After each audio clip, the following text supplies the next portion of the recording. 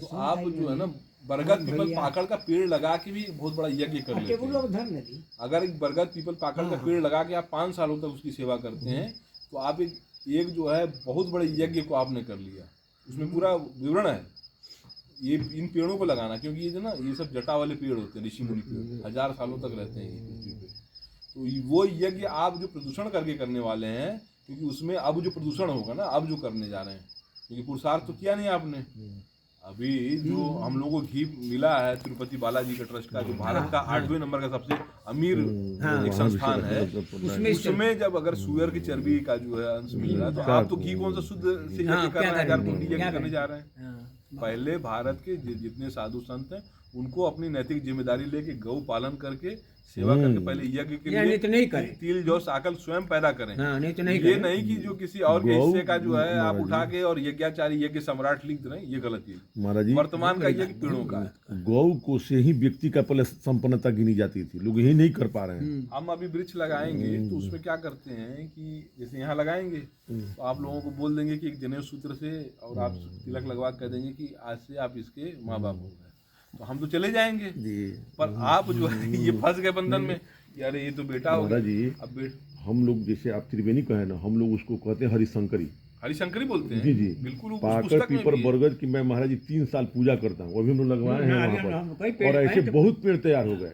और उसको हरिशंकर पूजा भी का विधान है, उसको घेरवा करके वहाँ चौतरा भी बनवाते हैं। अभी हम यात्रा में वरुणा के किनारे गए, वरुणा जर्जर स्थिति में मर चुकी है, वरुणा नदी जो 80 और वरुणा से जिसका नाम वाराणसी बनता है वो खत्म है। और उसके आगे फिर हम बढ़े गोमती के यहाँ जौनपुर में, उसकी भी स्थिति बहुत दयनीय है। हम अपने सब उसमें बनाते रहते हैं। तो आप जान ही रहे भारत में नदियों को सम्मान देते हुए हमारे देश में जिन नदियों को जिस गाय को सम्मान दिया जाता है उसी का तिरस्कार किया जाता है। एक अंग्रेज हमसे मिला बनारस घाट पे, मैंने उसको 1 हफ्ते अंग्रेजी में टूटी फूटी अंग्रेजी बोल के जोड़ के कि लॉर्ड शंकर और ये लॉर्ड बुल बहुत समझाया कि इनको आप ये मत समझना कि ये खाली वो हैं एनिमल है, इनको देवता। जब सब समझा लिया तो रोज उसको मैं घाट पे ले जाना, शिवालयों को दर्शन कराना, बताना ये घाट ये सब वो सब। वो 1 हफ्ते बाद हमको बोला कि मैं आपको कुछ मैं अब पूछना चाहता हूँ, मैं एक हफ्ते से आपको सुन रहा हूँ, बहुत अच्छे से आपको लिसन पूरा जितना आपने बोला हमने सब सुना है। बोला आपको मैं कुछ दिखाना चाहता हूँ। वो लेके गया हमको जो बनारस का 80 घाट का कूड़ा का यार्ड था ना, वहाँ ले जाके बोला कि ये देखिए इसके अंदर कीप वॉचिंग लुकिंग दिस। हमने बोला क्या दिखा रहे हो, कूड़ा? तो हमने बोला हाँ ये डंपिंग यार्ड है और यहाँ पे जो है गार्बेज वगैरह फेंकते हैं। बोला नहीं आप और गहराई से देखिए। तो हमने बोला हाँ इसमें वो कुत्ते हैं, सुअर हैं। अब वो जबरदस्ती बोले कि नहीं कीप वॉचिंग लुकिंग दिस। हम बोले कि भाई देख लेंगे। तो उसमें वो सांड भी बैठे हुए थे, गाय भी बैठी हुई थी, तो हम नहीं बोल रहे थे शर्म से। फिर वो और अंदर लेके गया, बोला और देखिए क्या दिख रहा है। हमने बोला हाँ भाई हमारा जो है गाय है वो सब वो बैठे हुए हैं। बोला यस। बोला कि आप जिनकी इतनी इज्जत बता रहे थे, बोला हम इनको इतनी इज्जत नहीं देते अपने देश में, पर इस तरह से इनका तिरस्कार नहीं करते हैं जैसे आप यहाँ नदियों का सम्मान करते हुए गायों और जिन जीवों का सम्मान बताते हैं। और जितना शोषण आपके देश में है उतना पूरे विश्व में कहीं और नहीं है। तो बोलने के लिए कुछ था ही नहीं। फिर उन्होंने कहा कि जितना आपने लॉर्ड शंकर जितना वेपन सब बताया, बोले कि सबके पास वेपन है, सबके पास हथियार हैं, सभी जितने देवी देवता आपने दिखाए हमें, दुर्गा के कई हाथ भी, हैंड्स भी, लॉट ऑफ हैंड्स भी हैं, और सब में मतलब वज्र हैं जो आप वेपन्स बता रहे थे। बोले हमारे एक जीसस क्राइस्ट सूली पर लटके, एकदम चारों पैरों में कीला ठोका हुआ है, और वो जो है सूली पर लटके। फिर भी हम लोग जो जिस राम राज की संकल्पना आप करते हैं, हमारे के यहाँ उसका ऐश्वर्य बरस रहा है।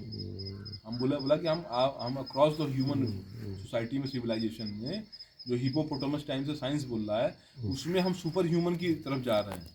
और आप लोग अभी भी सिविलाइजेशन में उस तरफ हैं जहाँ से आपके पढ़े लिखे लोग, जहाँ पे आपके यहाँ के लोग पढ़ाई लिखे करके हमारे देशों में सेटल होना चाहते हैं, और वो भी जाते हैं आपका देश छोड़ के, क्योंकि आपके यहाँ ह्यूमैनिटी मैनकाइंड के लिए कोई काम नहीं होता है। वो बोलते हैं कि इससे अच्छा तो कहीं और सेटल हो जाए। और वो खैर गद्दार भी हैं, अपने देश के लोग भाग जाते हैं। यहाँ पे जब समाज की जिम्मेदारी लेनी होती है तो ज्यादा विदेशों में जाके छुप जाते हैं। पैसा ही उनके लिए महम हो जाता है। नहीं, यहाँ पर भी जो पढ़े लिखे IAS PCS कैडर के लोग हैं जिनको आप बहुत सम्मानित समझते हैं, कुछ नहीं कर, समाज के लिए वो कुछ कर नहीं कौन रहा है? नथिंग। बब्बर खालसा एक लिबरेशन ग्रुप है वहाँ का, पंजाब का, वो जगह जिसके वजह से ऑपरेशन ब्लू स्टार 1983 का हुआ है।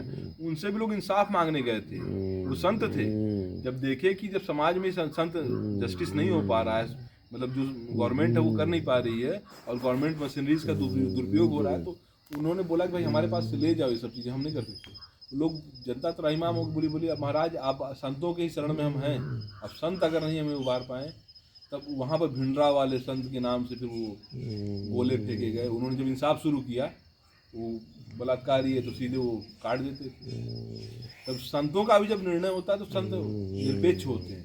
इसीलिए जो भी राज ऋषि हुए, देव ऋषि हुए, वो राजाओं के नीतिकार होते थे कि वो अगर कोई राज्य के अंदर कोई कानून बनाते थे, राजा राम जी हों चाहे कोई बड़े से बड़े राजा हर्षवर्धन तक, जो भी आने वाले समय तक में जिनकी बहुत प्रख्याति है, उनके क्या जो भी नीतिकार होते थे वो साधु होते थे, निष्पक्ष रखते थे वो सारे।